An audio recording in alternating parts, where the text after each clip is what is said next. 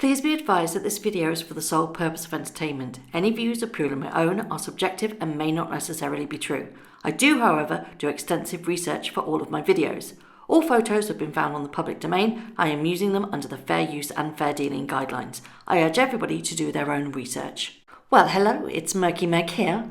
It's Friday the 14th of August and it seems Harry and Meghan are on the move once again. They have reportedly bought a huge mansion in Montecito. Now, if you remember, it was rumoured that she was going to have her birthday there, but it seems they didn't need to go and find a different place to spend her birthday because they'd already purchased the property. Now, according to certain sources, they have taken out a huge $9.5 million mortgage on their lavish 9-bedroom, 6-bathroom estate, which apparently they call their sanctuary. Now, this not only contains that number of bedrooms and bathrooms. I mean, who needs 16 bathrooms? You know, she can pee in the woods, can't she? However, that's by the by. It's also got a games room, a gym, tennis courts, tea house, and, ladies and gentlemen, a stripper pole. There seems to be some debate at the moment. The house was bought from a Russian oligarch, Sergei Grisham. Now, it was originally on the market for $25 million.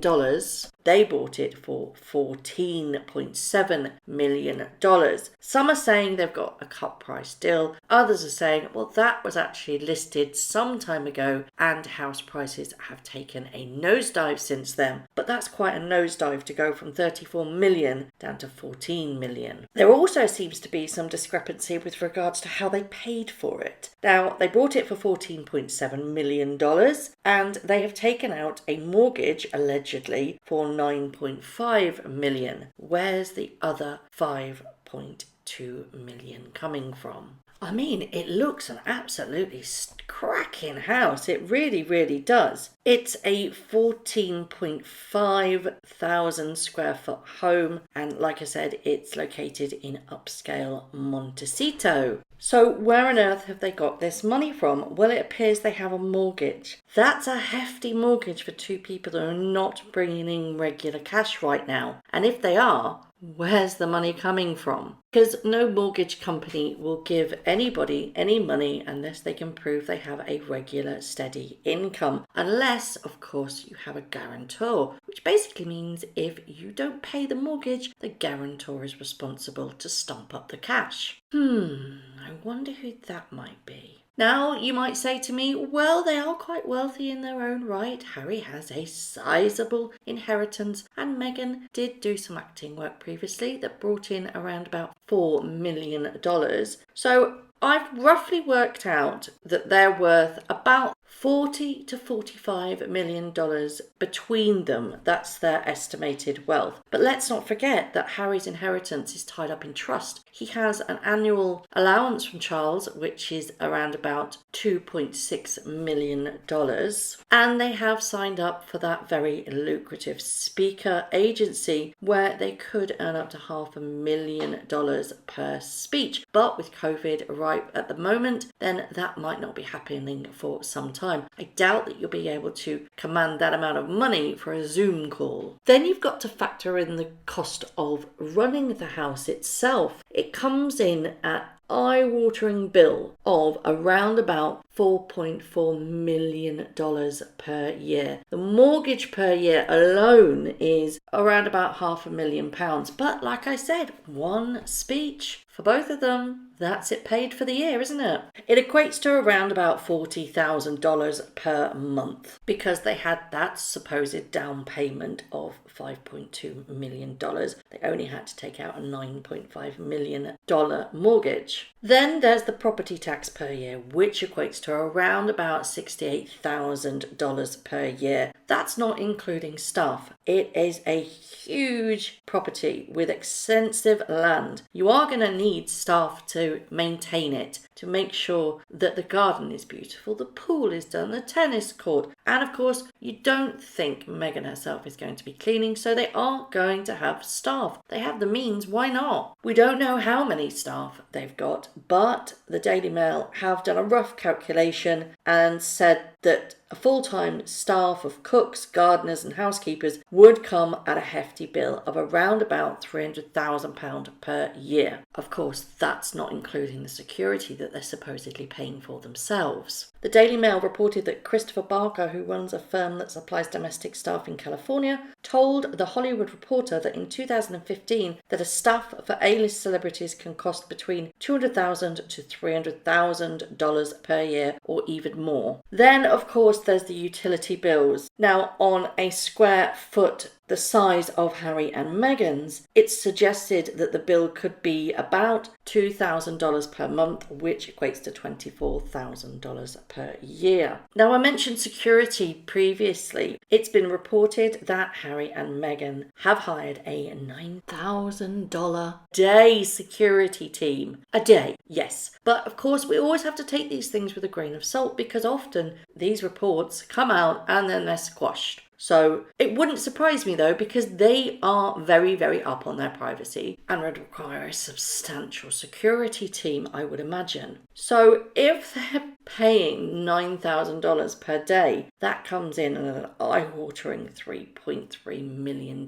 per year. Let's not forget they're still paying for Frogmore Cottage, which they have been reported to be paying back around about £14,000 per month, which equates to $18,300 per month. All in all, it comes to £168,000, which equates to $221,000 per year. My question is, if they can afford the mortgage repayments of 40 grand per year, then why on earth are they paying for Frogmore so slowly? Pay it off, pay us back. Do you ever think that that is going to be paid? I've seen no evidence of them paying for Frogmore. They can say they're paying it, but whether they do or not is another story. We'll never get to know. There are a couple of things that are sticking in my throat right now, apart from them paying this humongous mortgage and not paying back Frogmore Cottage quicker. The first being is that this is a huge property for 3 people to live in, or maybe 4 if Doria is now staying with them in Santa Barbara, Montecito. They are very, very preachy on eco-awareness. They can't do that anymore, in my own personal opinion, because the carbon footprint of this house must be humongous just for 3 to 4 people. Now, it was reported quite substantially in the LA Times. This is another bugbear I have about this. We're all aware of Meghan's mirror, aren't we? Now, a very, very amazing follower sent me this information. Thank you, Remillard. You're fantastic. That they were the source, that is Meghan's mirror, who are part of the Royal Home Style. You can see this from their Twitter account. They are part of Meghan's mirror.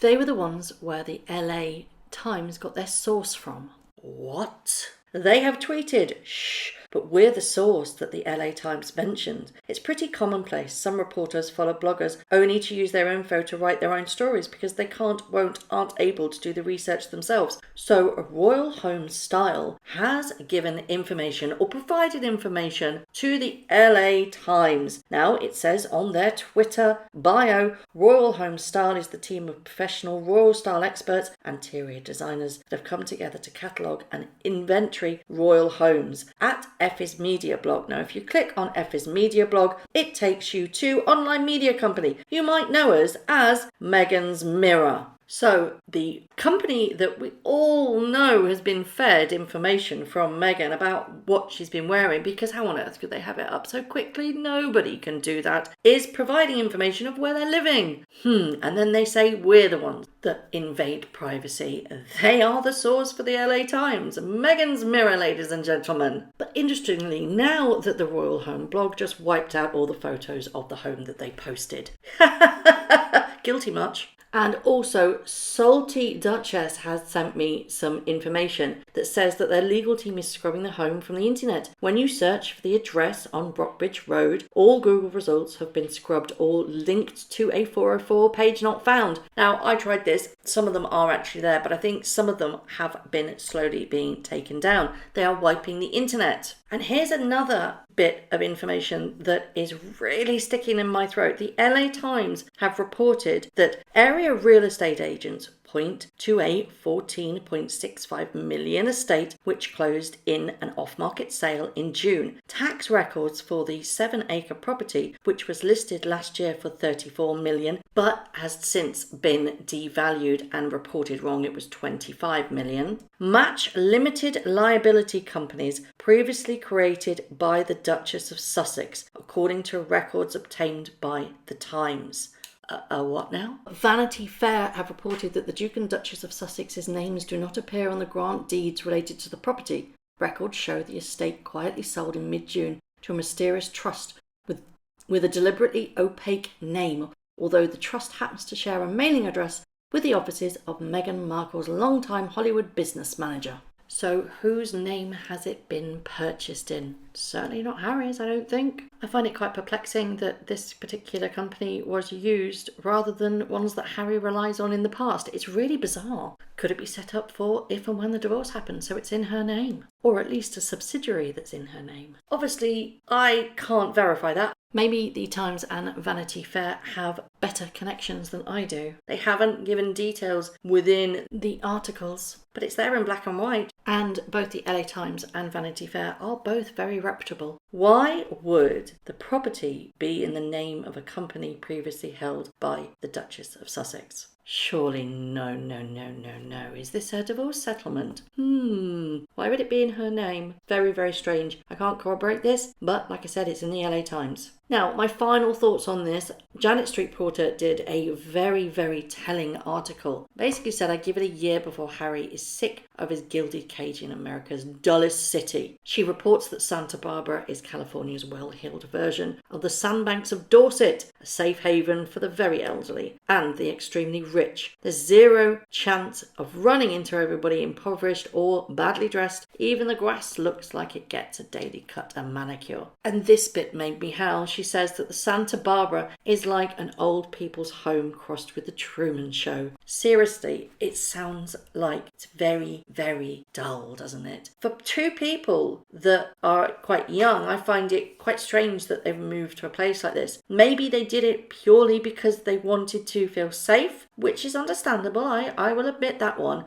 and be close to Ellen and Oprah because, hey, they've got properties there. But what makes them different is that both Oprah and Ellen also have properties in LA. Now, Santa Barbara and LA are around about 90 miles apart. That's quite a trip. These Santa Barbara homes for the celebrities are their vacation homes. They don't live there. They have literally put, or the Sussex have literally put, all their eggs into one basket. You know, it's not like Ellen and Oprah are going to pop round for babysitting duties, is it? They're hardly there probably because it's a vacation home. They live predominantly in LA. And the problem being is that in America, all of these records are available about where they've bought, and they even have on websites the floor plan of the property. There's also the issue of the court case where they're suing the paparazzi, you know, the John Doe 1 to 100, because they don't actually know who were flying the drones. Now, this was filed on the 23rd of July, and it was filed in the county of Los Angeles, West District. Now, 23rd of July, yet they moved on the 18th of June. So why on earth did they file on the 23rd of July for the county of West District, Los Angeles, if they were already in Santa Barbara? I'm no legal expert, but I'm not quite sure whether this makes sense. It's very bizarre. I know that the issues that related to the court case, they reported that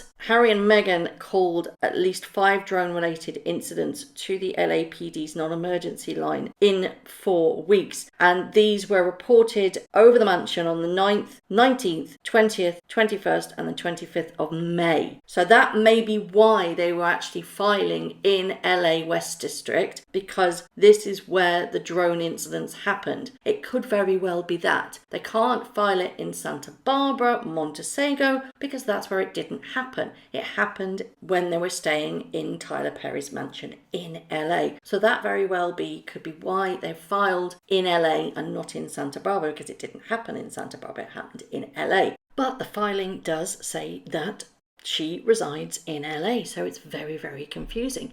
If it was filed on the 23rd of July and it says that she resides in LA, something doesn't add up. It's all very tricky. There's so much information out there that contradicts itself. So I would love to know your thoughts on all of this. Do you think that Charles is paying up? Did he pay for a sizable chunk of that $5.2 million deposit? How on earth are they going to pay those humongous annual bills, the property bills, with the mortgage, the security, everything else, the property taxes? It's a hell of a lot of money. Do you think they have the means to pay it? Do you think Charles would have been the guarantor because they don't have regular income right now? No bank would give them that.